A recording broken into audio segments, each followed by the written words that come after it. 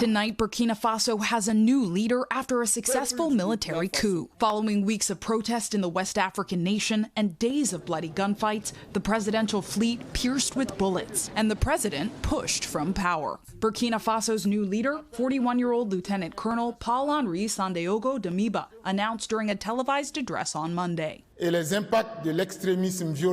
country joins a growing list of recent coups on the continent, including Guinea, Mali, Chad, and Sudan. There had been a decline in the number of coups we had seen in Africa really since the end of the Cold War.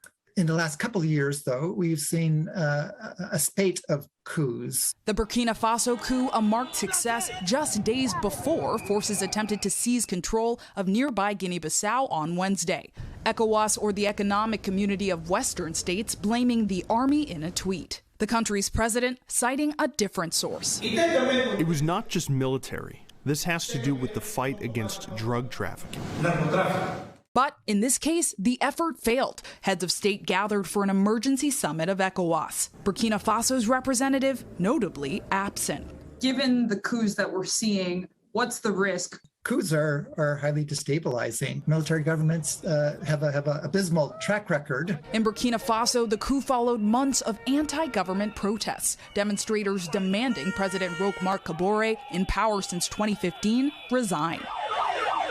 You had ineffective government, unable to address the mounting insecurity threats, even though democratically elected, was not able to deliver on essential services. In response to the coup, ECOWAS says it will not impose sanctions, but called for a, quote, short transition. The African Union suspended Burkina Faso. On the ground, some hold different sentiments. We condemn the African Union. It is the union of evil. They work for the whites, not for us. They work for their own interests. We have the pressure of violence extremist organizations, but you also have the socio-economic shocks induced by COVID-19. Now, experts warn of a coup contagion. In Guinea, special forces removed the country's president in September. Mali, a nation of around 20 million, experienced 2 coups in just 1 year. Sudan's army staged a coup in October. Its prime minister resigned in January this year. And in Chad, the country's president died fighting rebels during a military coup spring 2021. Democracy alone, or democratic election alone, will not inoculate countries against coup. Democracies will have to deliver. And Zinhle Essamuah joins us now. We know in response to this coup, a U.S. agency that provides grants and assistance to Burkina Faso actually paused funding.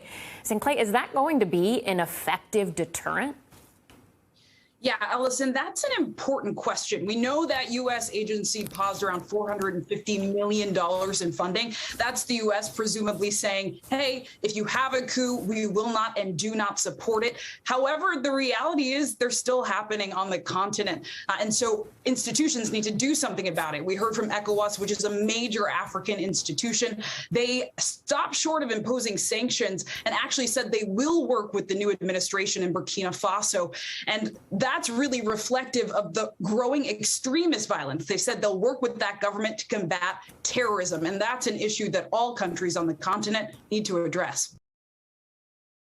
Thanks for watching our YouTube channel. Follow today's top stories and breaking news by downloading the NBC News app.